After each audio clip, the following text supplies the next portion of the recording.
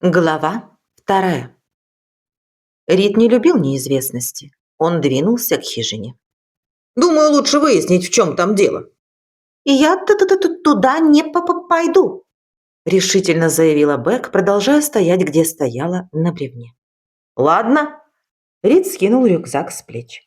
Оставайся здесь. Смотри за вещами.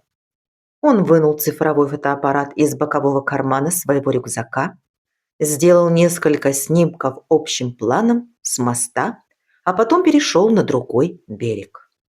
В нем заговорил полицейский. Он ступал осторожно, не желая оставлять посторонние следы на месте происшествия. Перешагивая с камня на камень, стараясь обходить стороной участки мягкой почвы.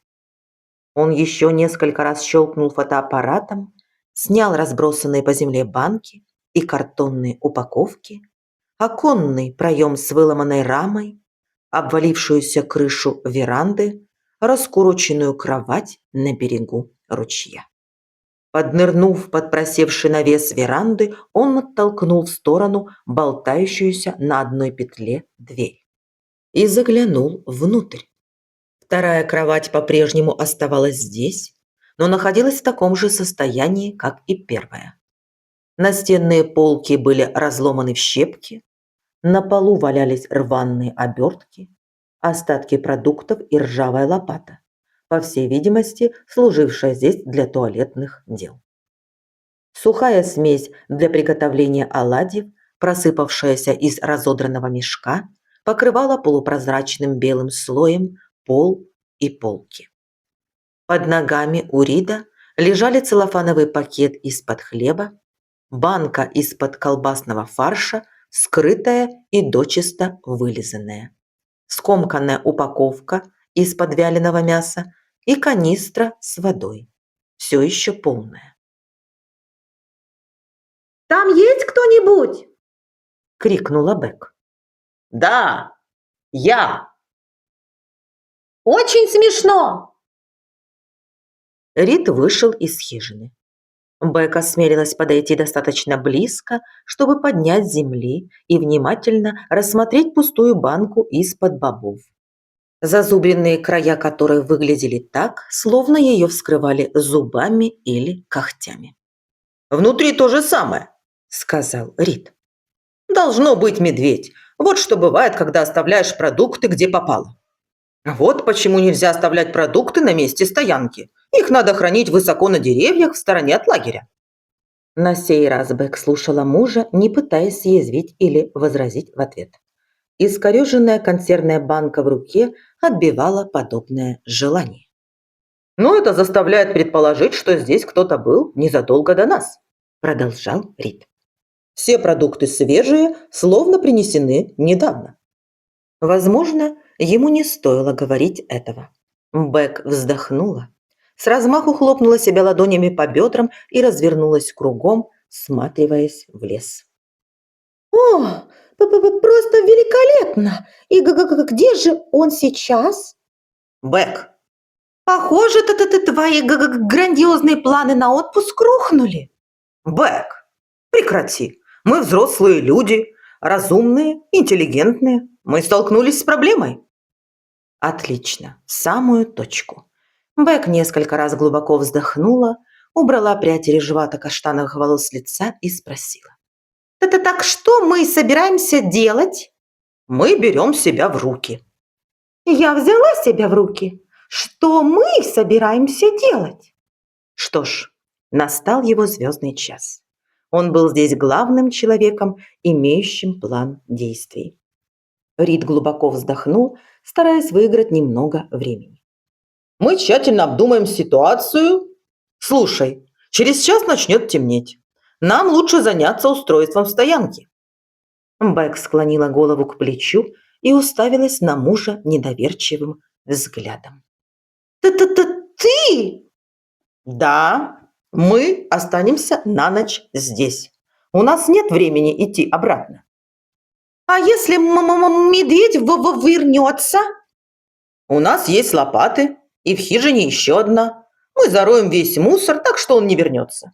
Потом мы поставим палатку на значительном расстоянии отсюда и повесим продукты на дерево поодаль от стоянки. Никаких проблем. Туристы всегда так делают. Та-та-та-та-та, трясущимися губами пролепетала Бек. Та-та-та, где мистер Томпсон? Вот что я хочу Бек, мы находимся в дикой местности. Здесь действуют другие правила. Если мы не сумеем остаться в живых, судьба мистера Томпсона в любом случае не будет иметь для нас значения. Наконец Бек смиренно вздохнула. Хорошо. Рид пошел впереди, она последовала за ним. Выше по ручью они нашли подходящее место для стоянки. Сухую, почти ровную лужайку на возвышенности, окруженную высокими соснами и елями. Выбранное место обеспечивало хороший обзор в сторону хижины, но снизу было почти не видно, что вполне устраивало Бек. Рид вынул из рюкзака веревку, и они без труда сумели натянуть ее между двумя деревьями на значительном расстоянии от стоянки и повесить контейнеры с продуктами. За исключением последних, они почти ничего не вынули из рюкзаков. Рид расстелил на земле широкое покрывало, на котором они раскатали спальные мешки. При угасающем свете дня Бек переоделась в джинсы и рубашку потеплее. Теперь, когда в лощину начал спускаться прохладный воздух, она обрадовалась, что взяла с собой кожаную куртку и надела ее с удовольствием. Закончив приготовление к ночлегу, они сидели на спальных мешках в сгущающейся тьме и жевали холодные сэндвичи. Контейнеры из-под сэндвичей и обертки мы положим в наше отдаленное хранилище продуктов вместе с прочими съестными припасами, сказал Рид. Бек жевала холодный отсыревший сэндвич. Страшно хочется горячего чаю из сосновой хвои. Может, завтра. Он навел на нее фотоаппарат и несколько раз щелкнул. Бек слабо улыбнулась, хотя за щекой у нее все еще лежал непрожеванный кусок сэндвича. Интересно все-таки, что же случилось с мистером Томпсоном? Медведь не совершил бы набег на хижину, будь хозяин дома. Думаю, он вернулся в Эбни прикупить еще провизии. Ну, мистер Выживание поступил не особо умно, оставив продукты в хижине. Я права? Рид кивнул, уступая жене в вопросе, вызывавшем у него самого недоумение. Да уж, здесь он дал маху, верно? Бек прожевала и проглотила кусок сэндвича, прежде чем снова заговорить. Может, он собирается вернуться вместе с Синг и Кэпом утром? Вот почему нам надо оставаться на месте, действовать согласно плану. Бек обдумала слова мужа. Действительно, такое решение не лишено смысла. Утром Рэнди Томпсон бредет по тропе из Эбни, с ним явятся Синг и Кэп, нагруженные провизией. Дела пойдут на лад, и они преодолеют все трудности.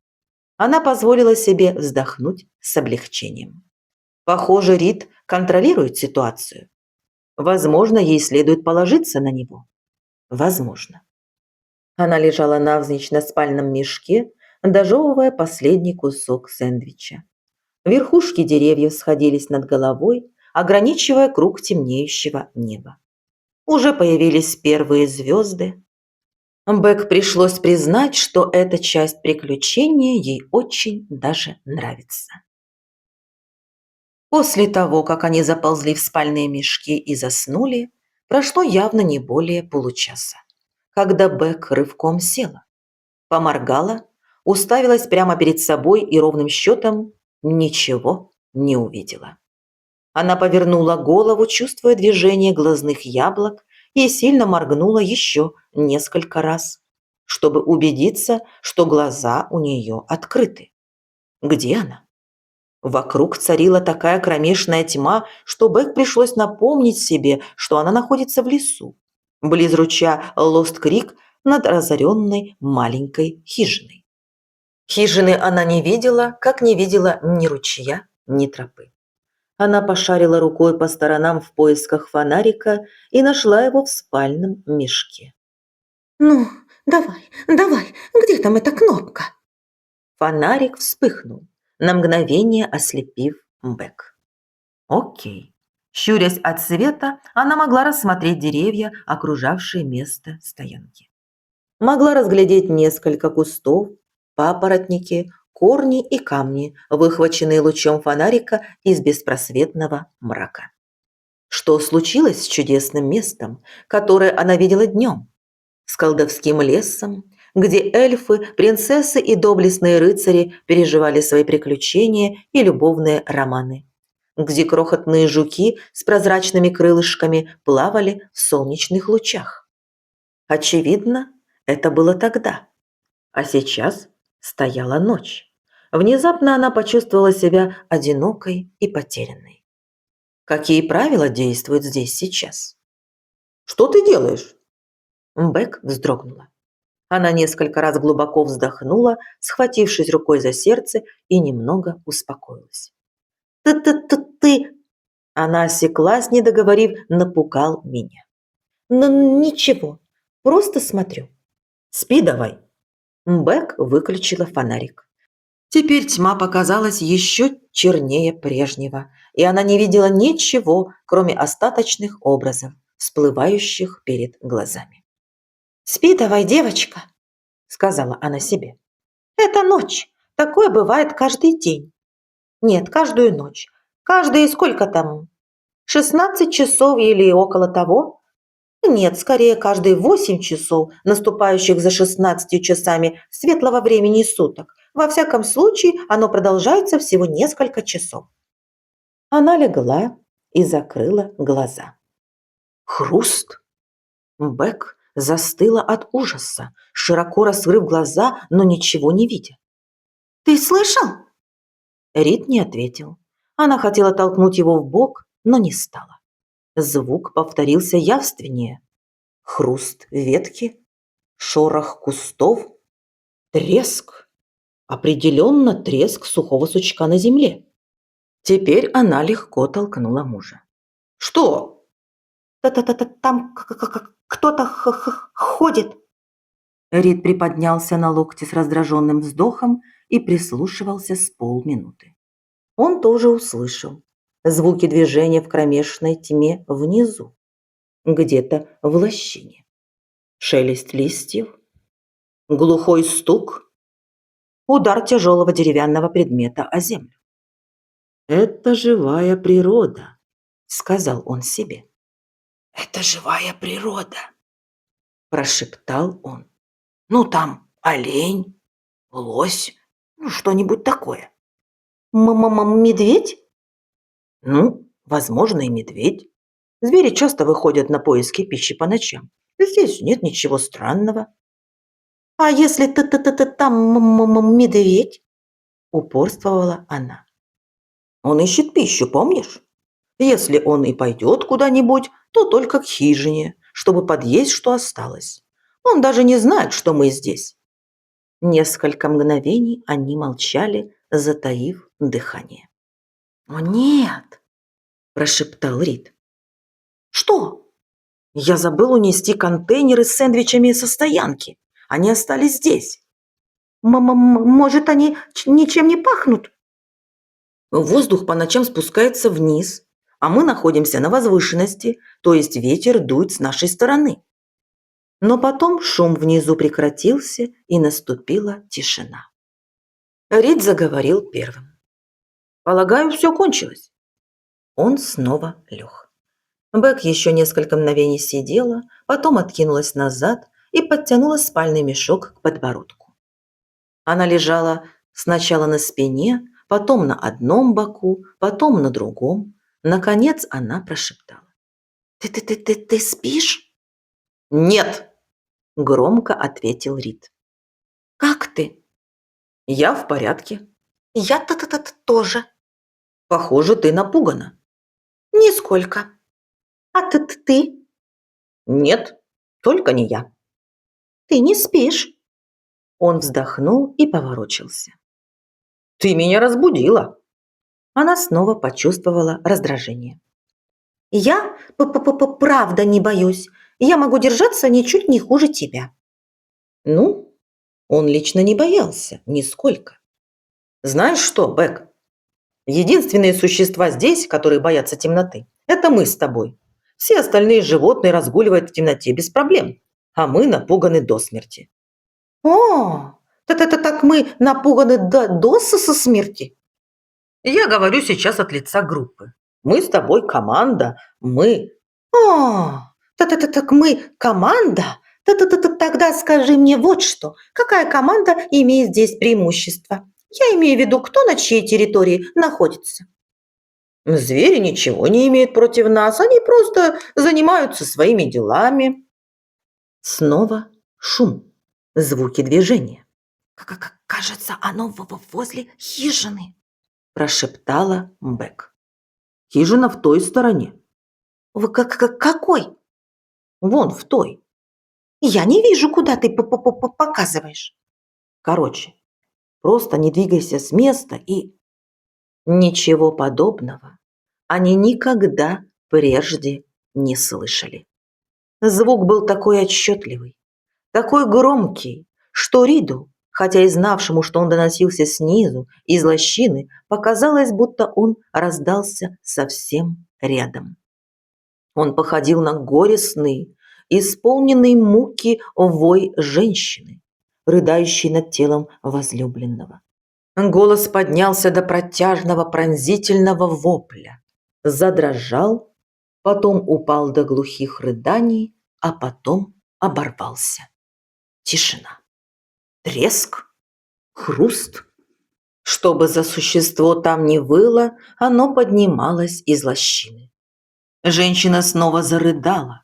Дрожащий голос опять поднялся до душераздирающего воя, а потом постепенно стих. Бек ничего не видела в кромешной тьме, но воображение рисовало ей самые ужасные образы обезглавленных ведьм, полупрозрачных призраков, полуразложившихся мертвецов, бродящих по лесу, одержимых жаждой мести. Ох, прекрати сейчас же, приказала она себе. Рид шарил руками по сторонам в поисках фонарика. Не включай, оно нас увидит. Голос Рида дрожал и прерывался. «Я не допущу, чтобы кто-нибудь незаметно подкрался ко мне. Я имею в виду, я просто хочу установить, где оно находится». До них донеслось приглушенное хныканье, словно сквозь стиснутые зубы. Рид нащупал кнопку фонарика. Внезапно прорезавший темноту луч света достиг ближайших деревьев. Потом скользнул дальше, во мрак густого леса, выхватывая из темноты лишь смутные очертания листьев, сухих ветвей, пляшущих теней. Бек не смотрела. Она боялась того, что могла увидеть. «А вдруг там действительно люди?» – прошептал Рид. «А вдруг они попали в беду?» Тогда почему они просто не позовут на помощь? «Эй!» – громко крикнул Рид. «Есть тут кто?» Ответа не последовало. «Ну ладно», – подумала Бек. «Если он собирается орать...» «Эй!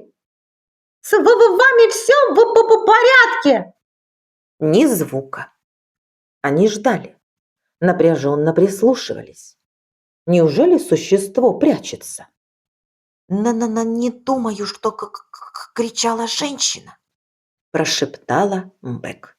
Теперь Рид тоже перешел на шепот. «Голос походил на женский». Нет, не похоже. Думаю, мы его отпугнули». Рычание и короткое посапывание. Тихое, приглушенное расстоянием, донесшееся с другой стороны лощины, с верха склона. Бек представила себе огромное зубастое существо, неуклюже скорчившееся в кустах, недовольное вторжением непрошенных гостей. Потом снова раздалось рычание, на сей раз более настойчивое, с нотками гнева. Существо двигалось. В каком направлении – непонятно, но, скорее всего, прочь от них, что очень радовало. И теперь оно находилось далеко, где-то там, а не...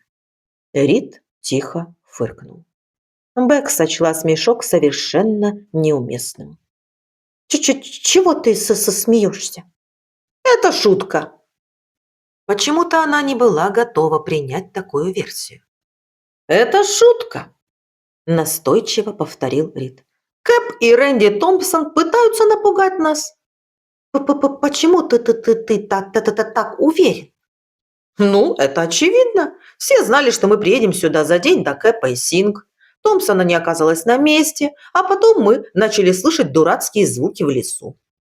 Бэк сидела с напуганным лицом, на котором лежали отблески света от фонарика Рида. Она страшно хотела, чтобы он оказался прав. Он продолжал убеждать. Помнишь, мы посещали общество объединенных христиан и ходили на вечеринку для группы молодоженов? Конечно. Мы все отправились на прогулку в грузовике Джорджа Джонсона. Грузовик сломался, а из лесу вышел медведь. Нервное напряжение у Бэк немного спало. И это оказался всего лишь, как там его? Мистер Фармер в медвежьей шкуре. Рид хихикнул. Но ты страшно испугалась. И я была совсем молоденькой, и ты тоже. Они сидели тихо, напрягая слух. Так ты думаешь, это шутка? Спросила Бэк. Ладно, теперь можете выходить. Проорал Рид. Очень смешно. Очень смешно, Кэп! Крикнула Бэк. Кэп! Никакого ответа. Потом совершенно неожиданно они услышали странный шипящий звук, похожий на свист кипящего чайника, но более громкий, с легкими модуляциями. Казалось, он доносился издалека, с противоположного склона лощины. В ответ раздался другой свист. Он прозвучал гораздо ближе, на этой стороне лощины, справа от них. Между оглушительными ударами собственного сердца Бэк услышала удаляющиеся тяжелые шаги по земле, устланной сухой хвоей и ветками. А если это не шутка? Спросила она. Послушай. Но нет.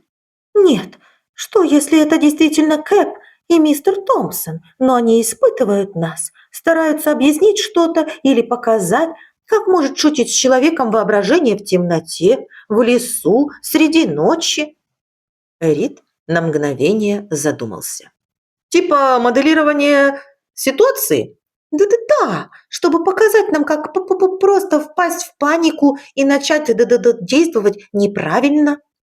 Рид кивнул. Я делал такое во время учений полицейского управления. Места преступлений, ситуации с захватом заложников. Да, вполне возможно. Ну и? Как нам себя вести? Если предполагается, что поблизости бродит медведь, значит, нам следует орать и производить побольше шума, чтобы отпугнуть зверя. Бэк посмотрела на Рида, он посмотрел на нее. Они поднялись на ноги и дружно заорали, завопили, заулюлюкали. «Эй, эй, пошел вон! Убирайся прочь!» Женщина превзошла их в протяжности, громкости и, безусловно, в силе панического эффекта. Пронзительный вой опалил лощину, точно черный огонь, когда она заметалась в кустах. Скрип дерева, хруст, треск рвущейся ткани, сломанная кровать у хижины. Она находилась там. Очень громкое гортанное рычание сотрясло воздух и прокатилось по лесу. Существо, издавшее первый свист, было охвачено яростью или страхом. Или, какое бы чувство ни владело им, это не сулило ничего хорошего. Они услышали частые шаги, тяжелый топот по берегу ручья. Женщина завизжала в ответ, с плеском прошлепала по воде, а потом двинулась по берегу, словно догоняя спутника. Рид и Бек попятились в темноте. Вслед за мужем Бек тоже включила свой фонарик. Они посветили по сторонам. Деревья, кусты, сухие корявые сучья, кромешный мрак за ними. Их тут трое. Пролепетала Бек прерывающимся от ужаса голосом. «Думай», — сказал Рид, обращаясь только же к себе, сколько к ней. «Не паникуй, просто думай». Бек подумала вслух. Огромные голодные звери. 2 слабых, вполне съедобных человека. «Ты даешь волю своему воображению». Это же мое воображение. Она шумно выдохнула, пытаясь овладеть собой. В лощине царила тишина. Знаешь, что я думаю? Сказала она. «Я слушаю». Кэп и Синг не стали бы делать такого. Они бы не стали обманывать наше доверие. Джордж Джонсон, да, но только не Кэп и только не Синг. Рид на секунду задумался. «Ты права». Однако мгновение спустя он выдвинул следующий повод. «Но если бы зверь охотился на нас, он не стал бы поднимать такого шума, он бы тихо подкрался к нам». Они снова прислушались. Тишина. Потом шелест листьев и звуки движения на берегу. Существа по-прежнему оставались там. Думаю, нам надо убираться отсюда, Сказала Бек. Треск, глухой стук. Не паникуй. Если мы поддадимся панике, нам крышка. Он быстро добавил, пытаясь справиться с дрожью в голосе. Если мы не станем отступать от плана, мистер Томпсон, Кэп и Синг будут знать, где нас искать. А если они придут утром и не застанут нас здесь? Вой в лесу. Какой-то зверь, и явно превосходящий размерами койота или волка, крайне расстроен. «Возможно, они уходят. Не паникуй», – попросил Рид. Брось, ты тоже напуган. «Я не напуган. Перестань, у тебя голос дрожит. Я замерз». А на мне как куртка. Вот так-то. Рид заметался по лужайке. Что ты делаешь? «Избавляюсь от контейнеров из-под сэндвичей». Ты же не собираешься положить их к остальным продуктам? Я собираюсь выбросить их, унести подальше отсюда. Ну да, и оставить меня здесь одну? В чем дело? Ты напугана? Бек не ответила. Он вернулся к ней с коробками в руках и снова ушел. Она стояла там, одна в темноте, направив луч фонаря в бездонную черную ночь. Царившая там тишина не приносила успокоения. По крайней мере, когда неизвестные существа производили шум, она знала, где они находятся. Ну вот, снова рычание. Где-то выше по ручью, на другой стороне лощины. Теперь в нем слышалась тревога. Но рыдающая женщина не откликнулась. Где она? Свист. Протяжный, громкий, похожий на свист вырывающегося под давлением пара, переливчатый и близкий.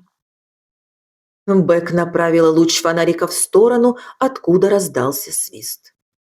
Стволы деревьев, сухие ветки, сломанный сук и чернота за ними.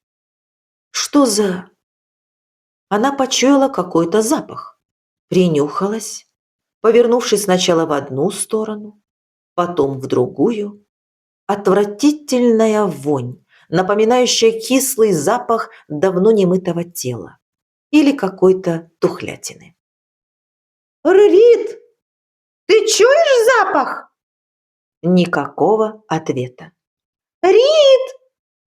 Позади Бек послышался шорох, а потом снова раздался свист, на сей раз тихий, шипящий. Она резко развернулась кругом, трясясь всем телом, и направила луч фонарика вверх по склону, за стволы деревьев через черный провал пустоты за ними, на стволы в отдалении. Что-то мерцало в черном провале. Она отступила назад, в густой мрак между деревьями. Бек знала, что это такое. Всякий раз, когда Иона, их пес, смотрел на свет фонарика, или какая-нибудь кошка смотрела на зажженные фары их автомобиля, глаза отражали свет и блестели. Как то, что она видела сейчас.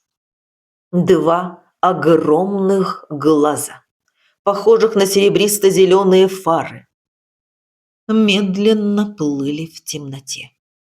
Они уставились на нее, а потом исчезли, словно прикрытые ладонью. Тяжелые шаги, треск сучьев. Бек бросилась в лес на поиски Рида. Наверное, она кричала. Она сознавала лишь, что бежит во весь дух, петляя между стволами деревьев, которые внезапно появляются справа и слева, выхваченные из темноты лучом фонарика. Его имя просто не желало выговариваться. Она отказалась от попыток справиться с согласными и позволила вырваться из своей груди любым звуком, какие получаются. Эй! На сей раз вопль вырвался у нее легко, непреднамеренно и бессознательно, главным образом потому, что она налетела прямо на Рида. «Ну, успокойся!» Страшно заикаясь, Бек бессвязно закричала что-то насчет того, как она увидела глаза и почуяла запах, и как близко существо подошло к ней, и как высоко над землей находились глаза, и какой шум оно производило, и как... Пронзительные вопли, дикий визг, жуткий вой, гнев и ярость демонов, призраков черных прислужников ада прорвались наружу и забушевали над лощиной, раскатываясь эхом по лесу, многократно отражаясь от склонов, сотрясая воздух, возмущая воду в ручье. Звери находились близко, очень близко. Земля дрожала от тяжелых шагов, словно под ней работали низкочастотные динамики. Рид и Бек разом направили прыгающие лучи своих фонариков на одно и то же дерево. Полузасохший кедр с частыми, тесно переплетенными ветвями. Оба думали одно и то же. Скорее залезть на дерево. Залезть и никогда не спускаться, никогда в жизни. Он подставил ладонь под ступню Бек, чтобы подсадить. Первый сук, за который она схватилась, легко сдвинулся с места, едва она до него дотронулась. Окровавленная, сломанная рука выпала из кроны и вяло свесилась вниз. На сей раз Бек не закричала. Она не могла издать ни звука. Она просто отшатнулась назад, онемев от ужаса, и падала целую вечность, словно замедленной съемки, прежде чем приземлилась в заросли кустарника. Лучи фонарика высветили искаженное жуткой гримасой лицо мужчины с выпученными глазами. Он висел вверх тормашками, раскачиваясь, болтая безжизненными руками, сплошь залитой кровью, запутавшимися в ветвях ногами. Длинная косичка висела у него под головой, похожая на черную гадюку. Голова едва держалась на шее. Они бросились бежать, лавируя между стволами деревьев, которые вспыхивали в лучах света и гасли, несясь по неровной земле, густо поросшей низким колючим кустарником, в бескрайнюю черную ночь, ничего не соображая, забыв о всякой осторожности и обезумев от ужаса. Они вспомнили о рюкзаках. Капля здравого смысла все же оставалась. И подхватили их на бегу, проносясь через лужайку. Они не знали, где находится тропа. Знали только, что внизу, в лощине, и потому начали спускаться по откосу к берегу ручья, поскальзываясь, падая, судорожно хватаясь за корни деревьев, ветки кустов, пучки травы, чтобы только не сорваться и не покатиться кубарем вниз и снова подскальзываясь и падая. Звери, демоны, духи леса все еще вопили, словно в пылу яростного сражения. Голоса доносились отовсюду, такие громкие, что Бек пришлось орать во все горло, чтобы Рид услышал. Она бессвязно выпалила что-то насчет тропы, которую заметила в стороне. Еще один прыжок. Они оказались на дороге и помчались прочь из лощины, страстно надеясь и молясь, чтобы тропа оказалась верной, той самой, которая выведет их прочь из этого кошмарного места и приведет в Эбни, городок, известный им только понаслышке. Они бежали так быстро, как позволяла непроглядная ночная тьма. Адреналин кипел в крови, тропа под ногами, деревья по сторонам, казалось, ходили ходуном в прыгающих лучах фонариков. Они поднимались все выше по склону, срезая повороты, перелезая через валуны, огибая завалы бурелома, одержимые одной единственной мыслью. «Скорее! Прочь отсюда! Скорее!» Но другой враг подкрадывался к ним, постепенно одолевая точно медленная смерть – усталость. Из-за крутизны подъема, высоты местности и тяжести рюкзаков у них таяли силы. Кружилась голова, сводила судорогой мышцы. Бэг двигалась впереди на четвереньках, ощупью преодолевая опасный крутой подъем тропы, задыхаясь и жалобно хныча. Она оглянулась через плечо. Слезы текли по ее щекам. Где? «Не знаю». Рид остановился, пытаясь задержать частое шумное дыхание, чтобы услышать, нет ли за ними погони. Несколько мгновений они ничего не слышали, но всего лишь несколько мгновений. Женщина по-прежнему находилась поблизости. Она снова завыла, когда другой зверь испустил протяжный хриплый вопль, вибрирующий и булькающий в глубокой скользкой глотке. «За нами!» – наконец ответил Рид. Они продолжали двигаться вперед. Наконец подъем закончился, и тропа пошла вниз. Они заковыляли по ней, с трудом переставляя словно налитые свинцом ноги, чувствуя нестерпимую боль в икроножных мышцах, судорожно хватая ртом воздух. Ноги у Бек подкосились. Она упала и осталась лежать. Земля казалась пуховой периной. Возможность лежать неподвижно казалась величайшим счастьем в жизни. Рид рухнул на землю рядом, задыхаясь, обливаясь потом, вытирая покрытое испаренное лицо. Они прислушались, настороженно озираясь по сторонам. Вопли и вой прекратились. Возможно, все осталось позади. Возможно, они убежали от опасности. Возможно, короткая передышка и несколько драгоценных молекул кислорода оказали на них живительное действие. В душе у них забрезжила надежда. Смутная, призрачная надежда выбраться из этой кошмарной истории живыми. Рид вытащил из кармана карту и развернул, громко шурша в темноте мятой бумагой.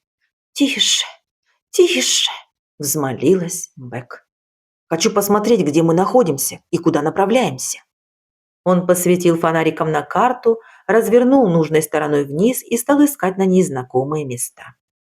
«Тропа идет на юго-запад, полагаю». Похоже на правду. Бум! Бум! Земля под ними задрожала. О, Боже, нет! Шепотом вскричала Бек. Рид выключил фонарик и нашарил в темноте руку Бек. Они затаили дыхание и отчетливо услышали тяжелые шаги и треск сухих ветвей. Кто-то шел выше по склону. Шел быстро. Шел. Шум стих. Ни звука. Они ждали, задыхаясь, но не смея вздохнуть, напряженно всматриваясь в темноту. «Если не шуметь», – прошептал Рид жене на ухо. «Возможно, оно откажется от попыток найти нас и уйдет». Но Бак потянула носом воздух и дотронулась до его носа, призывая сделать то же самое. Рид осторожно принюхался. Они оба долго бежали, задыхаясь и обливаясь потом, но исходящий от них запах не шел ни в какое сравнение с этим зловонием. Бек показала пальцем на вершину холма, и он понял. Ночной воздух спускался вниз. Существо находилось где-то над ними. Потом раздался свист, протяжный и ровный, закончившийся легким переливом. Оно находилось ближе, чем они думали. Сидеть на месте представлялось неразумным. Они встали и снова побежали по тропе, но ноги подкашивались. Силы были на исходе, и им ничего не оставалось, как воспользоваться фонариками. Снова раздался свист, все так же близко. «Быстрее! Быстрее!» Тяжелые шаги. Треск веток и шелест кустов не стихали, но звучали все ближе, все громче, все отчетливее. Существо преследовало их. Оно шло за ними по пятам, не отставая, и оно видело в темноте. Бек услышала шум водопада. Тропа внезапно вышла к руслу ручья и запетляла между скользких камней с острыми краями. Рид остановился, ноги у него дрожали. Он наклонился, словно пытаясь найти камни, чтобы швырять в преследователя, палку, которую можно использовать в качестве дубинки, хоть что-нибудь. Бек просто хотела поскорее перебраться на другой берег, снова выйти на ровную тропу. Водопад громко шумел, совсем близко, справа от нее. Камень у нее под ногой покачнулся. Она потеряла равновесие и упала на бок, а потом кувырком полетела с обрыва. Рюкзак смягчил несколько ударов о камни, но она все продолжала кубарем катиться вниз, черча зажженным фонариком немыслимые петли в темноте. Она ударилась головой о камень. Ослепительная вспышка полыхнула у нее в голове. Рид услышал звук падения и пошарил вокруг лучом фонарика. «Бэк!» Она лежала, точно распластанная тряпичная кукла, на камнях футах в 10 под тропой. Одна нога свешивалась в воду, струйка крови ползла по щеке. Он нашел место, где можно спуститься вниз медленно, но верно, цепляясь за кусты и молодые деревца. «Бэк!» Рид взялся за первую ветку и сделал шаг вниз, потом схватился за следующую ветку, потом за куст. Скорее, скорее! «Бэк, скажи что-нибудь! Отзовись!» На другом берегу ручья раздался шум. «Господи Боже! Только не...» Луч фонарика выхватил из мрака 2 мерцающих серебристо-зеленых глаза, под которыми чернела огромная тень, казалось, поглощавшая свет. Рид завопил, отчасти от ужаса, отчасти с целью отпугнуть существо. Неужели нет никакого способа прогнать чудовище? Тень двигалась так стремительно, что Рид потерял ее из виду. Он поискал, водя фонариком по сторонам.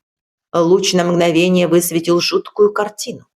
Тело жены, легко подхваченное с земли, с безжизненно болтающимися руками и разлетающимися волосами. Тень окутала Бек, словно черное одеяло. Послышались тяжелые, постепенно удаляющиеся шаги, а потом ничего.